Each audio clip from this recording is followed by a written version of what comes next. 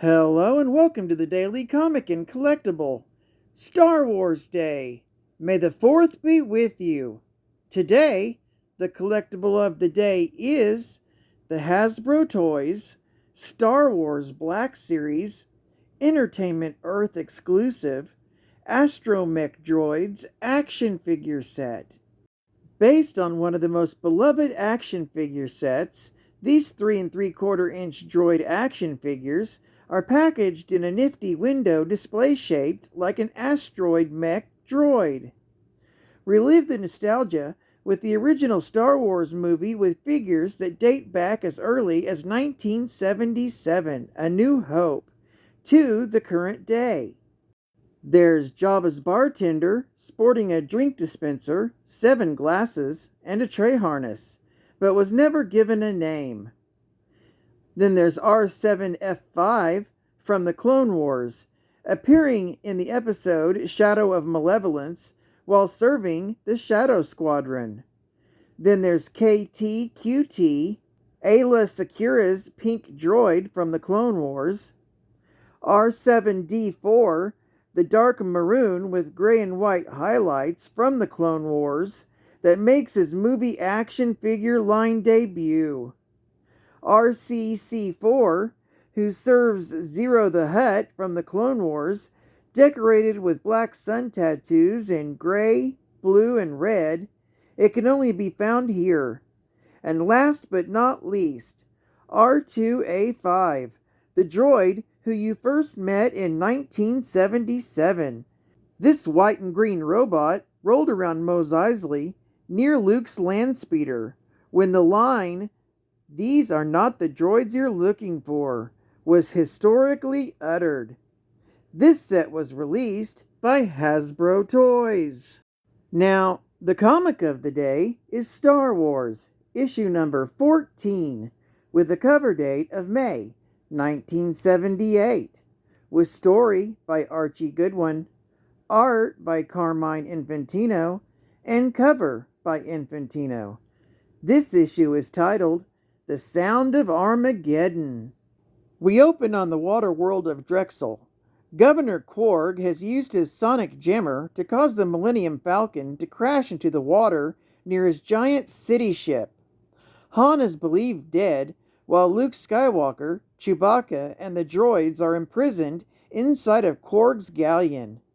Quarg has simultaneously been waging a war against the Dragon Lords, who even now attack his ship, riding atop giant sea dragons. Quarg has now turned his sonic jammer towards an even greater prize, a stolen Imperial battlecruiser, locked in Drexel's orbit.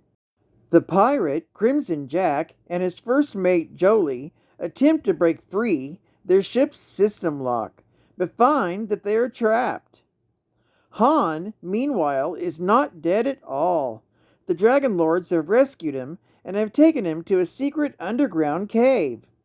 The leader of the Dragon Lords tells Han that Quarg's sonic jammer is driving the sea serpents mad and slowly killing them. Han agrees to help if they agree to help him in return by salvaging the Millennium Falcon. Governor Quarg has found Princess Leia hiding within the Millennium Falcon and chases her back onto the city ship. Believing that Han is dead, Chewbacca goes berserk and breaks free of the prison. Luke has been forced into doing Quarg's dirty work. That is until he reunites with Han, who explains to him that the sonic jammer is hurting the dragons.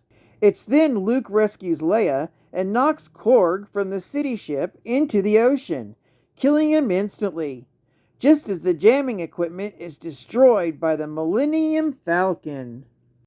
Geek Fact: remember the R2A5 astromech droid I mentioned earlier from the 1977 film? You'll only remember it if you watched a version before 1997. The R2A5 represents a droid design removed from the movie during the special edition edits of 1997. Bonus Geek Fact: Star Wars, issue 14, is the 14th issue of the Legends comic book series. In other words, not canon. After the Star Wars comic series finished telling the original A New Hope, Empire Strikes Back hadn't been released yet. So they did what good storytellers usually do. They made it up. Another bonus geek fact. The Dragon Lords were a group who lived peacefully with the native sea dragons. The Dragon Lords originated when a band of shipwrecked survivors had fled the Drexel system after running afoul of the Galactic Empire. Another bonus geek fact. Korg was a human male who served as governor for the group of exiles on the watery planet Drexel. Korg's father was a former Republic official who ran an illegal shipwrecking operation on the Cortine asteroid belt. After the Republic and the Jedi broke up the scheme, he and several followers fled to Drexel, where Korg was raised.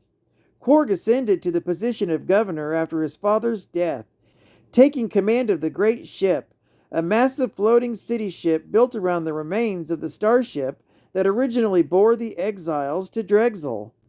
And final geek fact. This issue is the first print Whitman's variant.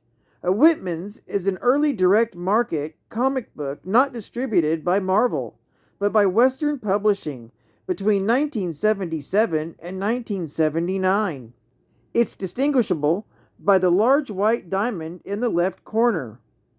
Whitman's variants made up a total of 5% of the total market.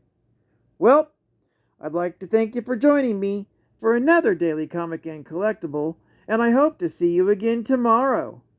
This is Cat Fan Comics Man, and may the Force be with you.